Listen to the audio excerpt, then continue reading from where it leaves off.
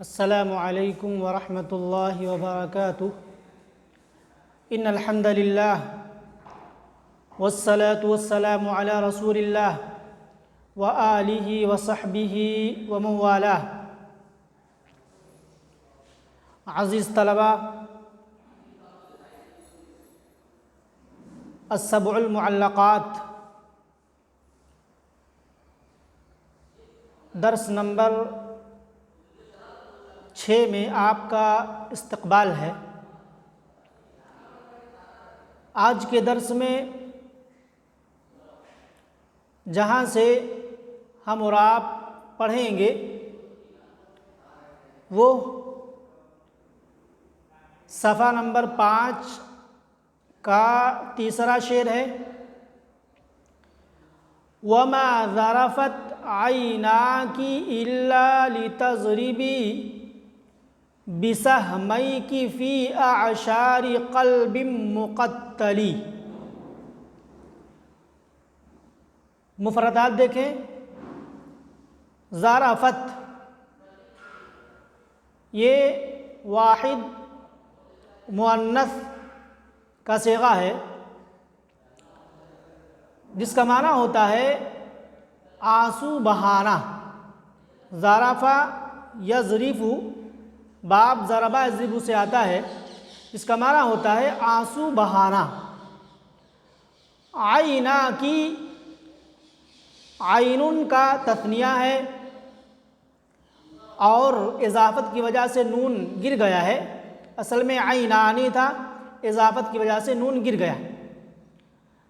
اور لتضربی میں جو لام ہے وہ لام کئے ہے، اور سہمن کا معنی تیر، سہمن کا معنی ہوتا ہے تیر، جس کی جمع سہام آتی ہے، اور یہ تثنیہ کا صیغہ ہے، اضافت کی وجہ سے نون گرا ہوا ہے۔ سہمینی تھا، حالت جر مثنیٰ کا اعراب۔ اور مراد دونوں آنکھیں ہیں۔ سہمین سے مراد دو آنکھیں، اور اعشار یہ عشرن کی جمع ہے، جس کا معنی ہوتا ہے 10واں حصہ، اور اسی طریقے سے ٹکڑوں کے معنی میں بھی آتا ہے۔ واحد عشرن جمع اعشار۔ قلب کے معنی دل جمع قلوب، اور مقتل یہ اسم مفعول کا صیغہ ہے جس کا معنی زخمی، اسم مفعول ہے قتلا سے، باب تفعیل سے۔ تو یہ مفردات پر گفتگو ہوئی۔ آئیے ترجمہ دیکھتے ہیں۔ شاعر نے کہا وَمَا ذَرَفَتْ عَيْنَاكِ إِلَّا لِتَضْرِبِي بِسَهْمَيْكِ فِي أَعْشَارِ قَلْبٍ مُقَتَّلِ۔ شاعر نے کہا کہ تیری دونوں آنکھیں آنسو نہیں بہاتی ہیں مگر اس لیے کہ تو اپنی دونوں تیروں کے ذریعے سے میرے زخمی دل کے 10ویں حصے پر وار کرے۔ یہ ترجمہ ہوا اس شعر کا۔ شاعر کیا کہہ رہا ہے؟ شاعر کہہ رہا ہے کہ تیری دونوں آنکھیں آنسو اسی لیے بہاتی ہیں، تو اسی لیے رو رہی ہے تاکہ تو اپنے دونوں تیروں کے ذریعے، یعنی اپنی دونوں آنکھوں کے ذریعے سے میرے زخمی دل کے 10ویں حصے پر وار کرے، یعنی میرے پورے دل پر قبضہ کر لے۔ اصل میں آپ کو تجربہ ہوگا کہ مردوں کو قابو میں کرنے کے لیے عورتوں کے پاس ایک حربہ ہوتا ہے۔ جب سارے حربے ناکام ہو جاتے ہیں تو عورت وہ حربہ استعمال کرتی ہے، اور وہ حربہ کیا ہے؟ وہ حربہ ہے رونا، آنسو بہانا۔ اور عام طور سے عموماً یہ حربہ کامیاب رہتا ہے۔ شاعر اپنی محبوبہ کے اس حربے کا ذکر کر کے یہ بتانا چاہتا ہے کہ وہ آنسو بہا کر میرے دل پر قبضہ کرنا چاہتی ہے، اور سہمین یعنی سہم کا استعمال آنکھوں کے لیے کیا ہے۔ تو زمانے جاہلیت میں اہل عرب کا دستور تھا، کیا دستور تھا؟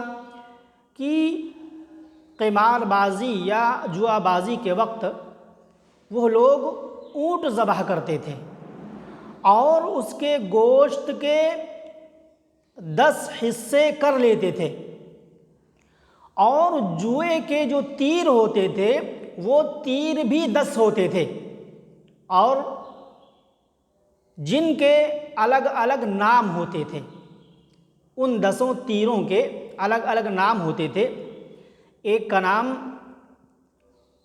فز، فا اور زا، اس کا ایک حصہ ہوتا تھا، یعنی فز نامی تیر کا ایک حصہ۔ دوسرا تیر توام نام کا ہوتا تھا، جس کے 2 حصے ہوتے تھے، اور تیسرا تیر رقیب، اس کے 3 حصے ہوتے تھے، اور حلس، اس کے 4 حصے ہوتے تھے۔ 5ویں نمبر پر جو تیر ہوتا تھا نافس، اس کے 5 حصے ہوتے تھے۔ 6 نمبر کا جو تیر ہوتا تھا مسیل، اس کے 6 حصے ہوتے تھے۔ 7ویں نمبر کا جو تیر ہوتا تھا معلّہ، اس کے 7 حصے ہوتے تھے، اور 8ویں، 9ویں اور 10ویں نمبر کا جو تیر ہوتا تھا جس کے نام کیا تھے؟ صفیح، 8ویں نمبر پر، منیح 9ویں نمبر پر، اور غدران یہ 10ویں نمبر پر۔ ان تینوں کا کوئی حصہ مقرر نہیں ہوتا تھا، ان تینوں کا کوئی حصہ مقرر نہیں ہوتا تھا۔ تو اس طریقے سے یہ 10 تیر ہوتے تھے، اور ان کے الگ الگ نام ہوتے تھے۔ اب کیا ہوتا تھا؟ اونٹ کے گوشت کے 10 حصے تقسیم کر لیتے، اور 10 تیر الگ الگ نام کے ہوتے تھے۔ اب ان میں رقیب کے 3 حصے مقرر ہیں، اور معلّہ کے 7 حصے۔ جس شخص کی قسمت میں، یا یہ کہیں کہ جس شخص کو یہ دونوں تیر مل جاتے، جس کے حصے میں یہ دونوں تیر نکل آتے، تو وہ 10 حصوں کا یعنی پورے اونٹ کا مالک ہو جاتا تھا۔ تو شاعر نے اسی سے استعارہ کرتے ہوئے کہا ہے کہ تو بھی اپنی آنکھوں کے 2 تیر، اپنی آنکھوں کے 2 تیر معلّہ اور رقیب کے ذریعے میرے پورے دل پر قبضہ کرنا چاہتی ہے، مجھے مکمل طور پر اپنے قبضے اور کنٹرول میں کرنا چاہتی ہے۔ اور شاعر کے خیال میں یہ اس کی خوش نصیبی ہے کہ اس کا محبوب اس کے قریب ہوتا ہے اور قریب ہو رہا ہے۔ تو یہ ہوتا تھا زمانے جاہلیت میں عرب کے اندر۔ تو اسی لیے کیا کیا؟ سہمے کو اس نے کہا، سہم کا تسنیہ استعمال کر کے آنکھوں کے لیے اس نے یہ مفہوم ادا کیا ہے۔ تو یہ پہلا شعر ہوا۔ کیا کہا شاعر نے؟ وَمَا ذَرَفَتْ عَيْنَاكِ إِلَّا لِتَضْرِبِي بِسَہْمَيْكِ فِي أَعْشَارِ قَلْبٍ مُقَتَّلِ۔ اعراب دیکھیں، ما ذرفت، ما نافیہ ہے، ذرفت فعل ہے، اور عیناکی مضاف مضاف الیہ مل کر کے ذرفت کا فاعل ہے، مثنیٰ حالت رفع میں الف کے ساتھ آتا ہے۔ الا استثناء لغو ہے، اور لام جو ہے جیسا کہ پہلے بتلایا کہ لام کئے ہے. تضریبی،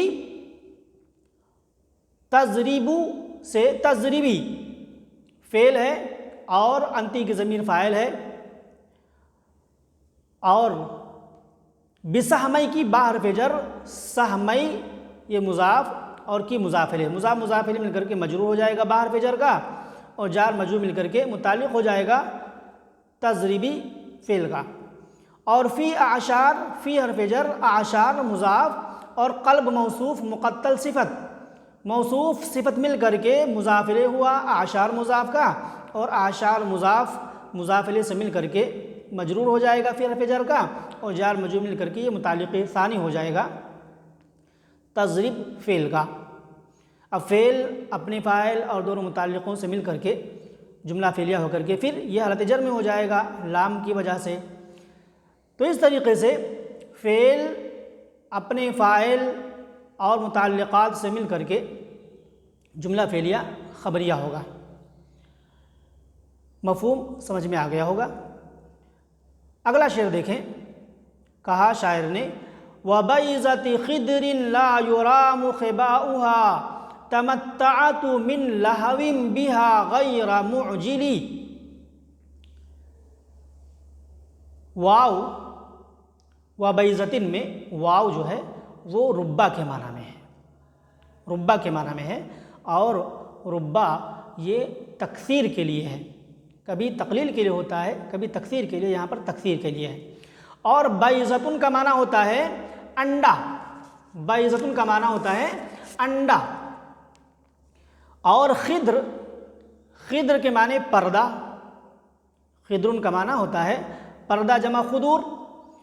بیضۃ خضر کا اگر ہم ایسے ترجمہ کریں تو کیا ہوگا؟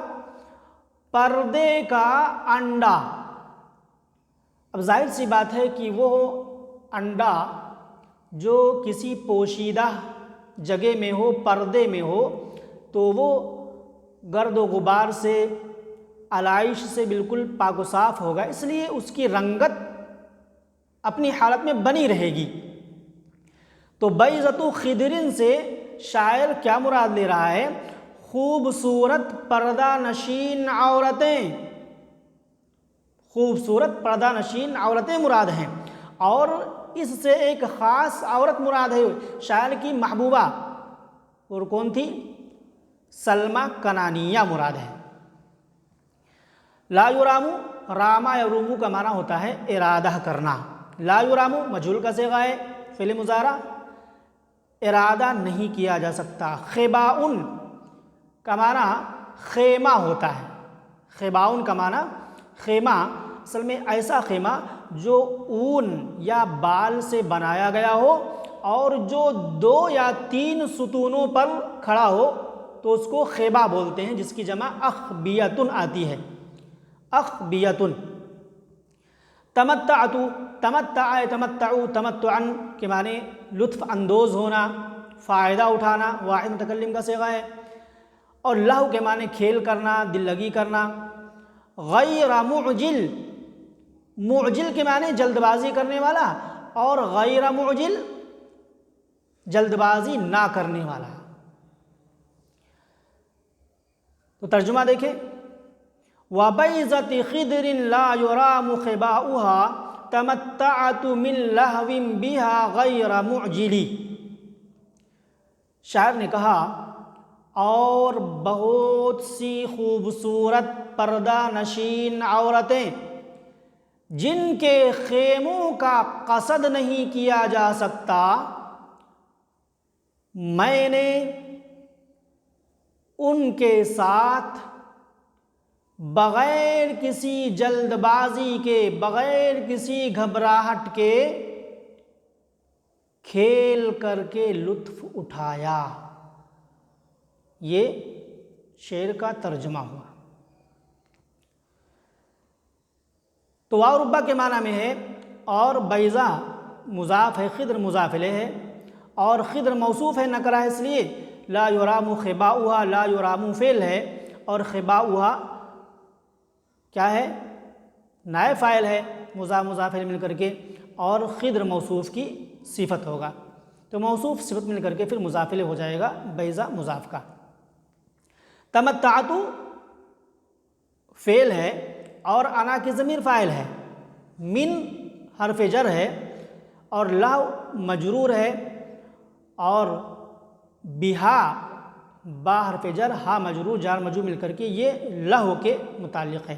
پھر من لہوم بھی ہے پورا جملہ تمتعت فعل کے متعلق ہے، اور تمتعت میں جو انا ضمیر ہے وہ ذوالحال ہے، اور غیر معجلی یہ حال واقع ہے۔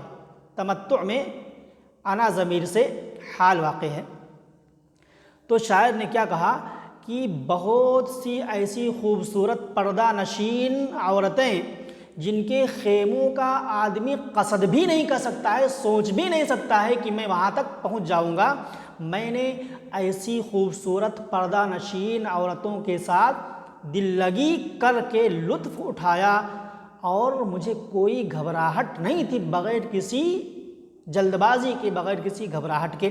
تو شاعر اس شعر میں اپنی جواں مردی بتلا رہا ہے اور محبوبہ کی پردہ نشینی کا تذکرہ کر رہا ہے، اپنی دلیری اور عشق و معاشقہ میں اپنی تجربہ کاری، اور اس طریقے سے محبوبہ کی پردہ نشینی کا حال بیان کر رہا ہے کہ میں نے ایسا کیا، میں ایسا بہادر ہوں کہ جہاں کوئی نہیں پہنچ سکتا وہاں میں پہنچ کر کے دکھاتا ہوں۔ آگے دیکھیں، کہا تجاوزت احراسا الیہا ومعشرا علی حراسا لو یسرون مقتلی۔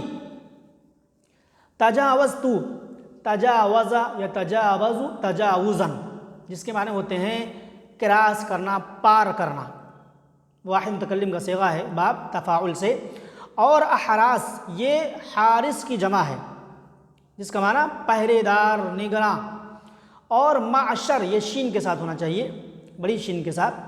معشر کے معنی جماعت، معشر کے معنی جماعت، جمع معاشر، اور حراسن یہ حریص کی جمع ہے، حریص کی جمع حراس، حراسن علی اصل میں ہے، اور یسرون اسرا یسر اسرار جس کا معنی ہوتا ہے چھپانا باب فعال سے، اور مقتلی یہ اصل میں کیا ہے، مصدر میمی ہے، میم جو اس میں لگا ہے وہ مصدر میمی ہے، قتل کے معنی میں ہے، مقتل قتل کے معنی میں ہے۔ اور حراسن لو، جو لو بیچ میں ہے وہ اگر حرف شرط مانے تو اس کی جزا محذوف ہے، شرط مانے تو جزا محذوف ہے، کیا محذوف ہے، لا فعلوا، یہ جزا محذوف ہے۔ اور اگر تمنی مانے تو بھی درست ہے، یا لو کو تمنی مانے اس لیے کہ لو تمنی کے لیے آتا ہے، یا لو کو ان کے معنی میں مانے، لو کو ان مصدریہ کے معنی میں بھی مان سکتے ہیں۔ تو شاعر نے کہا تجاوزت احراسا الیہا ومعشرا، میں اس کے پاس پہرے داروں اور ایسی جماعت کو کراس کر کے پہنچ گیا جو میرے قتل کے حریص تھے، جو میرے قتل کے حریص تھے، لو یسرون مقتلی، کہ کاش وہ چپکے سے مجھے قتل کر دیتے، یا اگر شرط مانے کہ اگر وہ، یعنی وہ مجھ پر اس قدر، میرے قتل کے اس قدر حریص تھے کہ اگر وہ مجھے چپکے سے قتل کرنا چاہتے تو قتل کر دیتے، یا یہ کہ لو کو ان کے معنی میں، ان مصدریہ کے معنی میں لیں تو معنی ہوگا کہ وہ میرے قتل کے حریص تھے کہ چپکے سے قتل کر دیں۔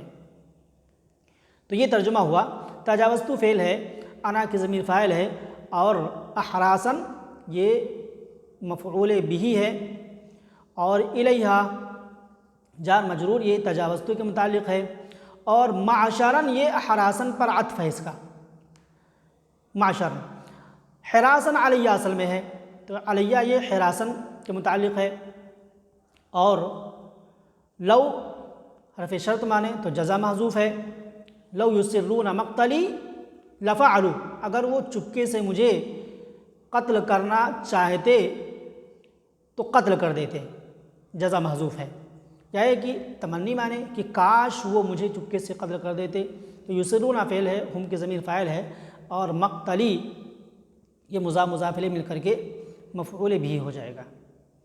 تو شاعر کہہ رہا ہے کہ میں بہت بہادر ہوں، میں بہت بہادر ہوں کہ پہرے دار لگے ہوئے تھے، پہرے داروں کو پار کر کے پھاند کر کے، اسی طریقے سے ایک جماعت نگرانی میں لگی ہوئی تھی، اس جماعت کو کراس کر کے میں محبوبہ کے پاس پہنچ گیا، اور جو پہرے دار تھے، جو جماعت تھی، وہ میرے قتل کی حریص تھی، لیکن پھر بھی میں اتنا بہادر کہ بغیر کسی پرواہ کے سب کو کراس کر کے وہاں پہنچ گیا، اور چپکے سے قتل کرنے کی جو ان کی خواہش تھی وہ اس لیے کہ یہ شاعر امرؤ القیس کیا تھا، شہزادہ تھا، بادشاہ کا لڑکا تھا، اس لیے وہ کھلم کھلا قتل نہیں کر سکتے تھے، اس لیے چپکے سے قتل کرنا چاہتے تھے، یہ ان کی خواہش تھی۔ اس کے بعد کہا اذا ما الثریا فی السماء تعرضت تعرض اثناء الوشاح المفصل، اذا یہ ظرفیہ ہے، اور اذا کے بعد جو ما ہے وہ ما کیا ہے، ما زائدہ ہے، ما زائدہ ہے، اور ثریا کس کو کہتے ہیں، ثریا یہ 6 ستاروں کے مجموعے کو کہتے ہیں، 6 ستاروں کے مجموعے کو عربی میں ثریا اور اردو میں ہرنیا یا جھمکا بھی کہتے ہیں۔ تو ثریا ستارہ مشہور ہے۔ فی السماء تعرضت، تعرض یتعرض تعرضا کا معنی ہوتا ہے ظاہر ہونا، سامنے آیا، سامنے آنا۔ تعرضت واحد مؤنث کا صیغہ ہے، تعرض اسی سے مصدر ہے۔ اثنا یہ ثنیون کی جمع ہے جس کے معنی لڑیاں، لڑیاں، ہار کے اندر جو لڑیاں ہوتی ہیں وہی مراد ہیں۔ اور الوشاح اس کی جمع وشن آتی ہے جس کا معنی ہوتا ہے ہندوستانی بدھی، ہندوستانی ہار، ہندی ہار جس کو کہہ سکتے ہیں۔ المفصل، مفصل کہتے ہیں وہ ہار جس کے ہر 2 مہروں کے درمیان، ہر 2 موتیوں کے درمیان ایک الگ قسم کا مہرہ یا الگ قسم کی موتی لگائی گئی ہو۔ اور ظاہر سی بات ہے کہ کوئی ہار ایسا ہو جس میں ایک کلر کی موتیاں لگی ہوئی ہوں اور بیچ بیچ میں دوسرے کلر کی موتیاں ہر 2 موتی کے بعد لگائی دی جائیں تو بالکل وہ واضح طور پر نمایاں نظر آئیں گی۔ وہی شاعر کہنا چاہتا ہے، کیا کہا، اذا ما الثریا فی السماء تعرضت تعرض اثناء الوشاح المفصل۔ تو شاعر اس سے پہلے والے شعر میں کیا کہا کہ میں محبوبہ کے پاس پہرے داروں کو اور جماعت کو پار کر کے پہنچ گیا۔ کب پہنچا، کس وقت، یہ بتلا رہا ہے۔ کب، اذا ما الثریا، جب ثریا ستارہ آسمان میں ظاہر ہوا۔ کیسے، تعرض اثناء الوشاح المفصل، فصل کیے ہوئے ہندوستانی ہار کے لڑیوں کے ظاہر ہونے کی طرح ثریا ستارہ آسمان میں ظاہر ہو چکا تھا۔ اس وقت میں پہرے داروں کو اور جماعت کو کراس کر کے دلیری کے ساتھ میں اپنی محبوبہ کے پاس پہنچ گیا۔ اتنا بہادر ہوں میں اور کسی سے ڈرتا نہیں ہوں، یہ شاعر کہنا چاہتا ہے۔ تو اذا یہ ظرفیہ ہے اور ما زائد ہے، جیسا کہ پہلے بتلایا۔ یہ پورا جملہ مفعول فیہ ہوگا، یا آپ ظرف مانیں، مفعول فیہ بھی کہہ سکتے ہیں۔ وقت بتلا رہا ہے کہ کس وقت میں وہاں پر پہنچا۔ تعرضت فعل ہے اور اس میں ہیا کی ضمیر جو ثریا کی طرف لوٹ رہی ہے وہ فاعل ہے، اور تعرضہ یہ مفعول مطلق ہے نوعیت کے لیے، نوعیت بیان کرنے کے لیے یہاں پر لایا گیا ہے۔ تعرضہ مضاف ہے، اثنا یہ مضاف الیہ مضاف ہے، اور الوشاح موصوف اور المفصل صفت ہے، موصوف صفت مل کر کے پھر مضاف الیہ ہو جائے گا۔ اثنا مضاف کا اثنا مضاف اپنے مضاف الیہ سے مل کر کے مضاف الیہ ہو جائے گا۔ تعرضہ کا تعرضہ مضاف اپنے مضاف الیہ سے مل کر کے مفعول مطلق نوعیت کے لیے، تو یہ پورا جملہ کیا ہوگا؟ مفعول فیہ ہوگا۔ شاعر کیا کہنا چاہتا ہے کہ میں بہت بہادر ہوں اس وقت جب کہ ثریا ستارہ آسمان میں ظاہر ہو چکا تھا اور آدھی رات ہو چکی تھی، میں پہرے داروں کو کراس کر کے جماعت کو پار کر کے، جبکہ وہ سب مجھے چپکے سے قتل کر دینے کے حریص تھے، میں سب کو کراس کر کے محبوبہ کے پاس پہنچ گیا، جبکہ بالکل ثریا ستارہ بالکل سے واضح ہو چکا تھا۔ جس طریقے سے فصل کیے ہوئے ہار کے درمیان وہ الگ قسم کی موتیاں بالکل ظاہر ہوتی ہیں، ایسے ثریا ستارہ چمک رہا تھا۔ تو یہ آج کے درس میں 4 اشعار آپ نے پڑھے، اور یہ بہت ہی تفصیل طلب تھے، اس لیے بات لمبی ہو گئی اور کم اشعار ہم نے پڑھے اور وقت زیادہ ہو گیا۔ آپ اسے سمجھیں اور اس کے اندر جو باریکیاں ہیں، ادبی باریکیاں ہیں، اسے سمجھیں۔ مفہوم بہت زیادہ سمجھنے کی ضرورت نہیں ہے، اس لیے کہ مفہوم بہت اچھا نہیں ہے۔ آپ محنت کریں اور جو اپنے فائدے کی ہیں اسے حاصل کریں۔ اللہ تعالیٰ سے دعا ہے کہ اللہ تعالیٰ ہمیں سمجھنے کی توفیق عطا فرمائے۔ ھذا وباللہ التوفیق، والسلام علیکم ورحمۃ اللہ وبرکاتہ۔